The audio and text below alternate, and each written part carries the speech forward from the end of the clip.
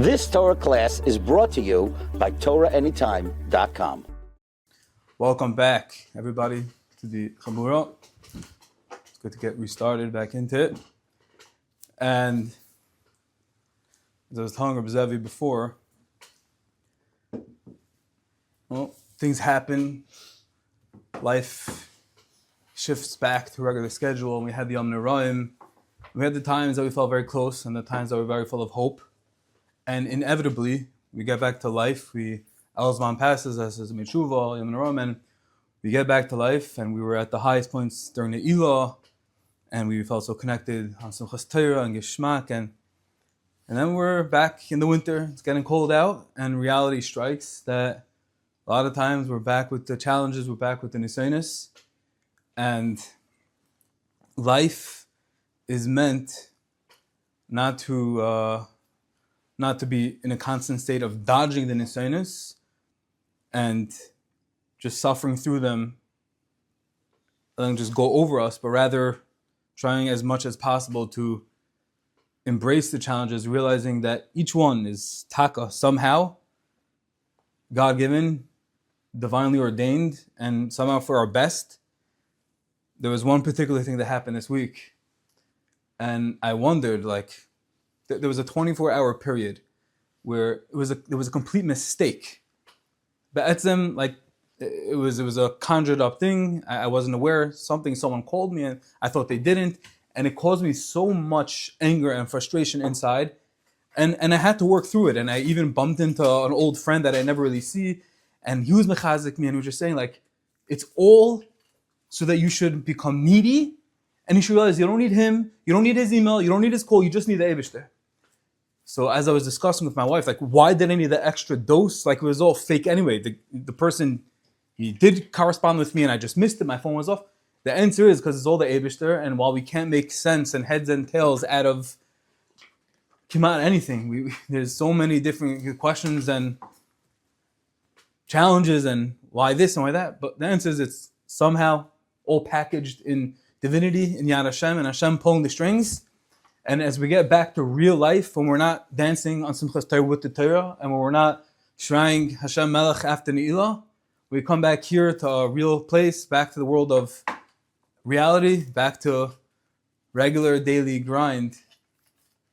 We always need that extra chizuk to be reminded that all is from the Eibishter, that Hashem is giving it to us for our best, for us to grow, for us to become better from the experience, and for our shleimus. It's not a zaytik izach, it's mamish for our best, for a tikkun haneshama, to bring more light and kedusha into the world. And it's all through these nisyonis, through these challenges. And when we're misakin our neshama, it brings more tikkun to the world, to the shiver kli, to the broken kli of this world. Speaking of broken worlds, a lot of talk, a lot of buzz about the new candidates for the mayor in New Jersey, in New York. A lot of people are upset, a lot of people are sad. This isn't a new phenomenon, and I think from the way I was able to see the Parsha, I think it's amazing how it segues right in, how you have Mamdani and whatever her name is in New Jersey, and B'tachon, and Avram Avinu, how it all comes together. And I'm going to start with an incredible Maisa I just read. In Yonah Diyema, Mamdani wasn't the first mayor, is not the first candidate to be disliked with rebels, and everyone's upset. Going back to the late 1700s, King Louis XVI, the last king of France before the French Revolution. So what happened was he was a highly unpopular monarch, and shortly after he came to power, all the citizens, the entire France, became upset, angry, and revolted, rebelled, and ultimately they were able to imprison this king, this monarch, King Louis, and his wife, and they found out that he was guilty of treason, and the psak, the verdict was that he, King Louis, and his wife, they were going to be eliminated, executed. V'kachava, they were brought to the execution spot, killed, over, finished. But now, the people were confronted with a real ethical issue. The problem was that King Louis and his wife Mary left over their 8-year-old daughter, 8-year-old son. And what was the nidin? That on the one hand, he didn't do anything wrong. He's an innocent little kid. And why should they kill him? Why should do any harm to him? He's a nice little kid, 8-year-old kid. But the problem is if they leave him alone, like he might prosper, he might become knowledgeable enough, political, and strong enough that he can rise to power, and eventually he'll become the monarch, and then they're going to likely encounter the same issue that they encountered with his slimy father. So maybe they should kill him. Like, what do they do? This was the dilemma. So they got together, they made a coalition, and the verdict, the psak on their child, on this 8-year-old boy, was, we're not going to kill him. He didn't do anything wrong. What are we going to do? We're going to send him out to this remote island, and we're going to give him everything. Everything an 8-year-old can possibly want. Anything he can dream of, from food to activities. These days, skiing, snowboards, hoverboards, charcuterie boards, meat, sushi, everything. Mamash, stuff him. Give him all the gashmis, all the distractions, a phone, an Xbox, everything a kid can possibly want. And this way, he'll become so consumed with all the shtusim, with all the futility of nothing, that there'll be no chance that he'll ever be able to rise to power, because he'll just become this fat, dumb boor that won't be in any place of power, and that'll be the Eitzah. Shmak. V'kachava. They flew him down on this private jet to this beautiful island, sunny day, palm trees, and they set up a beautiful house for him and loaded it up, stuffed the fridge and the cabinets, everything with food, and ready. This kid was ready to go for his life, and they got all instructors for skiing, so and phones and technology ready to go, SCH cameras, and of course, bookkeeping, perfect. Everything was going to be great. As every new thing when it came out. Vayera, 6 months later, they wanted to see how this plan that they devised, how's it going, how's it developing. And they were very shocked. They were very shocked to see what happened, what became of the prince. They saw the fridge was closed, the cabinets were shut, didn't touch the technology, didn't go skiing, didn't go snowboarding, didn't take the private jet, didn't utilize anything that he was given the access to. And they asked this little prince, they said, are you just beyond depressed over you mourning over your parents? He said, no.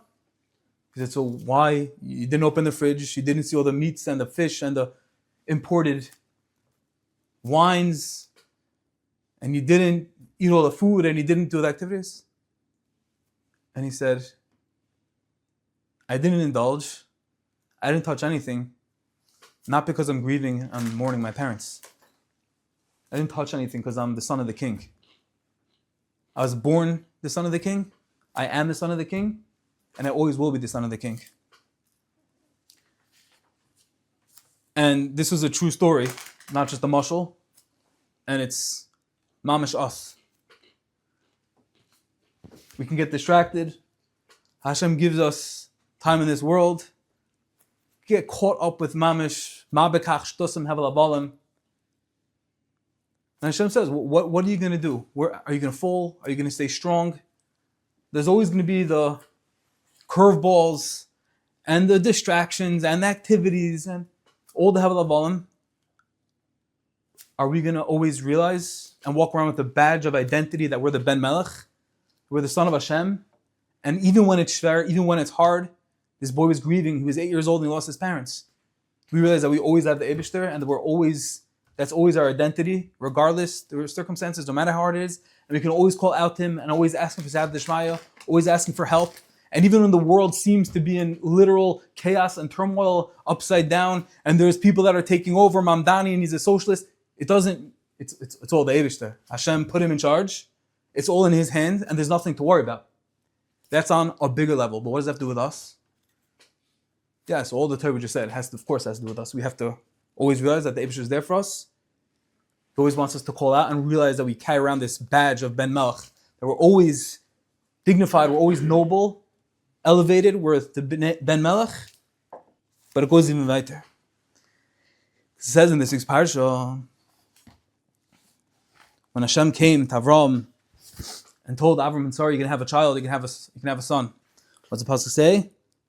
Vayera Hashem al Avram, Lama tzachka Sarah lemar ha'af umnan eiled v'nizakanti. Right? Does it mean Hashem said to Avram, why is it that Sarah laughed? When she laughed, she heard that she's going to have this besura about Yitzchak. Why did he laugh? And Avram said, ha'af umnan eiled v'nizakanti. Is it possible I'm so old and I'm going to have a child? That's the Pasha reading of the pasuk. But says the Baal Shem, the Baal Shem Tov, Dvarim Niflaim, life changer. It's it's the Pasha side of the pasuk, but there's deeper relevance for each and every one of us. Brought in my Yana Shal Torah, but I saw put down a bunch of other Svarim b'Shem the Baal Shem. The Zohar, which also it's brought down, Avram Avinu is connected to the Bechina of Neshama. Avram Avinu corresponds to the Neshama of a person. Sarah Imenu corresponds to the Guf of the person. Neshama and Guf. Avram Avinu is the Neshama, Sarah is the Guf. Says the Baal Shem, based on this Havana, on this understanding from the Zohar, he says you have a whole different reading in the pasuk. Read the pasuk. Vatitzchak Sarah bekirba. Sarah was screaming inside, but Sarah is referring to the guf, referring to us. And she says, Acharei baloisi. How is it that after I've been old, my guf is old? It's used, it's been squeezed. Haisali Edna. The guf is still talking and saying, Haisali Edna. How is it possible that I'm going to come out at Tchias HaMesim? Edna means refreshed. Ra'anana means renew, invigorated. How is it possible that my guf, which is so used, it fell with nisyonis, to temptations, to the challenges, it didn't rise to the occasion? How is it possible that Haisa li Edna, that me, the guf, is going to rise in the time of Tchias HaMesim? How am I going to be Zoiche? Why? V'adoini zakein. Because my master, referring to the Yetzer Hara, is Zakin. He's very old. He's been around Mikadem for the beginning of creation, and he knows all the tricks. And he tripped me, and every time I fell. And with all my nisanis and all the package and all the shortcomings and all the failings, I feel like I'm useless. I feel like I have no hope. That's what the Guf says. So what does Hashem say back? Vayomer Hashem el Avram. Avram is referring to the neshama of a person. The neshama says back, no. Ha'af umnam elid. Ha'af umnam elid means referring to Hashem. Hashem creates, is constantly renewing and creating new neshamas. Elid, I'm always creating new. And that's the neshama talking. The neshama saying, I always have the ability to be mechadish. I always have the ability to renew and feel the sense of purpose. And fear zayis to the pasuk. What does the neshama say? What does Hashem say? Va'ani, referring to Hashem in the neshama way, zakanti. I'm older than your tricks of the Yetzer Hara. As much as the Yetzer Hara is bogging you down, as much as the Yetzer Hara is saying that you're noisvarf, that you're lo yitzchach, that you can't do it, that you've fell, that you have a terrible track record, a bad history. Ani zakanti, referring to the neshama. Hashem said, I created a neshama. I'm way earlier. I created the obstacle. I created the nisainis. And Hashem says, I'm bigger, I'm better. I created your problems, and realize that it's me behind everything. And when you realize that, that's what the pasuk is saying. When you realize that, it's all the Eibishter. And Hashem doesn't give a problem, He doesn't give a challenge to anyone that's bigger than He can handle. No package is ever bigger than a person can hold, than He can handle. And when we realize that, going back to this mashal, to the story with King Louis, we're put out in this random island and we have all these designs and these distractions. Are we going to fall to all the temptations, to the sushi and the boards and the money and the distractions and the nisaynis and the challenges in our bitachon and get shaken and lost? Or are we going to say, I'm better. Aniza Kanti, the Eibishter says, I put it all in front of you. I'm older than that, and I'm doing it to make you better. That's the aside. Or we can be like the kid, like King Louis's son, who said, persevered. He says, I don't need this garbage. This is junk. This is the chazer treif. This isn't me. This is. How do we respond? How do we react when we're in these situations, these challenges that Hashem says? Are we going to succumb? Or are you going to identify? Is it going to resonate with us that Hashem says, Ani Zakanti, don't worry about all the challenges. Don't worry, just remember, Ani Zakanti, I'm older, I created it. And if you think it's too heavy, it's not, because I can't. I will not give you something too heavy, and I'm holding and carrying through. That zikr applies on personal levels as whatever we're facing.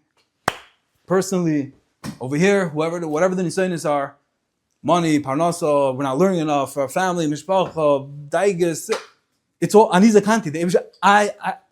And we gotta just channel all to the Eibishter. When it comes to bigger things, macro level, Mamdani, he's a socialist, swastikas, but Ani Zakanti, the Eibishter, I have it all. I'm carrying you. And if you realize and we channel all of our angst and worry and fear and anxiety, what's gonna be, do we just pick up and move to Florida because that's what people, we moved, Hashem is there too. Hashem's in charge of Florida too, and Hashem could do anything there. It's all the Eibishter. Whereas Vani Zakanti, Hashem is the oldest. He's the beginning of everything. And when we attach ourselves to that, may we be able to get through whatever challenge, whatever nisayan, whatever struggle, and always connect ourselves to the highest source of Eibishter. May He give us bracha, batzlacha, back in real life, in everything and anything that we do. You've just experienced another Torah class brought to you by TorahAnytime.com.